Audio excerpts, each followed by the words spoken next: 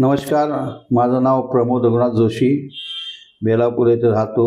नवी मुंबई सहकार भारती जिल्हा अध्यक्ष म्हणून माझी इथे जबाबदारी असून नवी मुंबईच्या व्यापारी महासंघाचा मी अध्यक्ष आहे. सरकारला खूप काही करायचं आहे.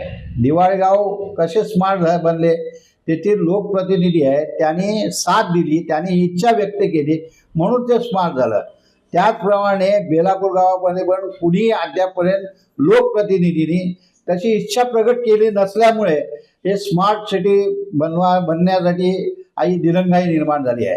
कारण आपण पाहिलं तर सरकारने सर्व ठिकाणी हा प्रयत्न जोरदार सुरुवात केला आहे, पण तेथील स्थानिक लोक आहेत त्यांचा त्यामध्ये सहभाग असणे गरजेचं आहे.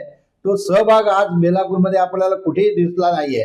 त्यामुळे आज बेलापूरच्या आपण रस्त्यावरनं फिरलो किंवा गावात गेलो तर ती असुविधा इतकी लोकांच्या नजरेत भरते, ती असुविधा संपवली पाहिजे. त्याकरता मी पूर्ण प्रभागामध्ये फिरून दररोज प्रत्येक विभागामध्ये नागरिकांची संपर्क साधीन आणि नागरिकांच्या समस्या जाणून घेऊन त्यांच्याबरोबर बैठका दर महिन्याने बैठका करण्याचं आयोजन माझ्या मते मी करण्याचा प्रयत्न करणार आहे.